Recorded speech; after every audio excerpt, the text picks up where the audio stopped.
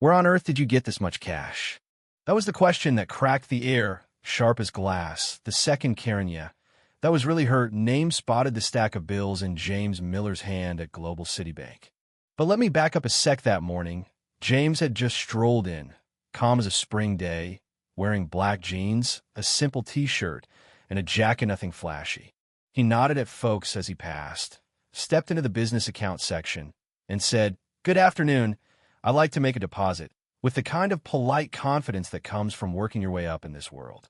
But the teller, a white woman with eyes that measured everything and approved of very little, looked James over, head to toe, and shot back. This is for business clientele. The regular line is over there." Didn't matter that James was exactly where he was supposed to be. He just sat down, opened his bag, handed over the stack of cash, and kept his voice even. "I'm in the right spot. I just left the studio anyway. Need to make a deposit." And that's when she hit him with it. "Where on earth did you get this much cash?" No small talk, no professional courtesy. Just that. James barely blinked. "From my business." You could tell Karen wasn't buying it. She squinted, lips pursed. "Before we go any further, I'll need to see some ID." Funny thing, just 5 minutes earlier, she'd waved a white guy in a suit right through. No questions asked. Still, James just pulled out his wallet and handed her his license. Karen frowned, stared at the picture, then at James. "Is this really you?" James kept it cool. "Yeah, it's me. That should have been that, right? But no, I need another form of ID." She pressed, tone clipped, like she was waiting for him to slip up. James raised an eyebrow. "What for?" "I've never been asked that before." "Bank rules," she said. "I have the right to ask if I suspect suspicious activity." Ever been treated like a criminal just because you don't look like you fit? I mean, you know what I mean, right? If you were in James's shoes, what would you do? But James just leaned back, never lost his cool.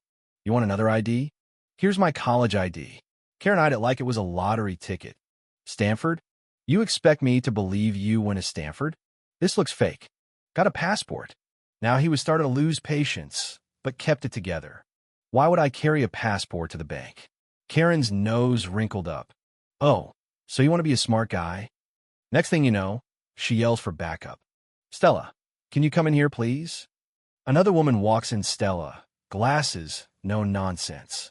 Karen flashes the Stanford ID. "Does this look real to you?" Stella barely glances. Yeah, that's definitely real." And walks out. Karen's smirk disappeared in a hurry. And now she's all business, stuffing James's cash into the counter machine. James, still polite, slides a check across the counter. "I'd like to deposit this too." Karen glances down, her whole face tightens. $22,000. Her voice rises. "Seriously, what are you doing with this kind of money?" James meets her eyes. "That's not any of your business." Karen flips the check over, reads the name at the top, J. Miller Capital. Now she's suspicious. "You honestly expect me to believe you work there? This is a fraudulent check, isn't it?" But James just shrugs. "You're more than welcome to call and confirm for yourself." Ever had someone look right through you, like your success was some kind of scam? If you've ever felt that sting, you know exactly what I'm talking about. But Karen, she wasn't backing down. "I'll just call security instead." And before James can say another word, she's reaching under the counter and hitting a button. "Security," she yells. Seconds later, in comes a tall, fit black security guard. Guy looks serious, but professional. "Is everything okay?" Karen points at James, dramatic as a soap opera. "No, it's not. This man handed me a fake ID, lied about his job, and tried to cash a fraudulent check." James, cool as ever, says, "She's profiling me. I'm just trying to complete a transaction." Karen rolls her eyes, loud enough for the whole lobby to hear. "You people are always playing the race card. I know a crook when I see one." Silence hits the room cold, uncomfortable. James doesn't flinch. "You said I didn't go to college, but I did. Graduated top of my class, started my own company, grew it to one of the top financial firms in the city. And for the record, I'm not just an employee at J. Miller Capital. I'm the CEO." Karen barks a laugh, sharp and ugly. "Yeah, right. Get him out of here, please. This is a waste of time." Here's the twist. The security guard doesn't budge. Instead, he says, "What if he's telling the truth? Maybe you should call the number on the check, just to be sure.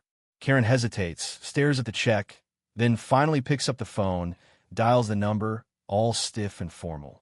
Hello, this is Karen from Global Citibank. I have someone here trying to cash a suspicious check. Can I speak to the owner, please? And right then, James's phone rings loud, clear. He picks it up, shows her the screen, and answers. You see, you're calling me. The room is dead quiet. Karen freezes, her hand drops, face pale. Two don't understand before she can wrap her head around what just happened. In walks the branch manager, Steven, a white guy in a blue suit, radiating authority. He glances at the tension, then spots James. Mr. Miller, he says like greeting an old friend. James nods. Steven, good to see you. Karen, voice cracking, whispers, Sir, you know this guy? Steven's smile is gone. Of course. This is James Miller, owner of J. Miller Capital, our biggest client. Karen nearly drops the phone. He's our biggest client? Steven doesn't even look at her. Yes. Then Steven really takes in the scene, frowns. Is everything all right here? James shakes his head. Not really. Karen here just stereotyped me.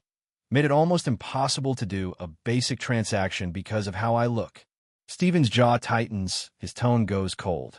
Karen, is this true? She tries to defend herself, hands waving. Can you blame me? Just look at him. But that was the last straw. Steven turns to her, voice steady but hard.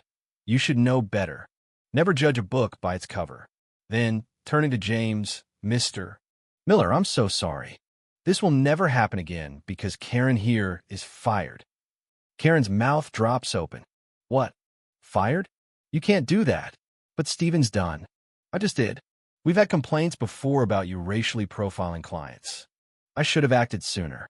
He nods to the security guard, who gently motions for Karen to collect her things. Steven turns back to James, all business now. I'd like to assist you personally in my office. And just like that, James, head high, dignity intact, walks past the woman who tried to tear him down, right into the VIP office she never knew existed. If you've ever seen a moment where the truth flips everything on its head, where someone's ignorance is laid bare for all to see, you know just how satisfying that can be. But the story doesn't really end there, does it? Because even as Karen packed up, face burning, and James sat down in office fit for a king, the real question lingered in the air like a dare. How many times does this have to happen before we finally stop judging people by appearances? How many more folks have to fight twice as hard just to prove what they already are? So, you tell me, was justice really served? Would you have handled it the same way as James, or would you have snapped sooner? Drop your thoughts in the comments, because respect should never depend on someone's skin, suit, or story. Let's talk about what real dignity looks like right here where it actually matters.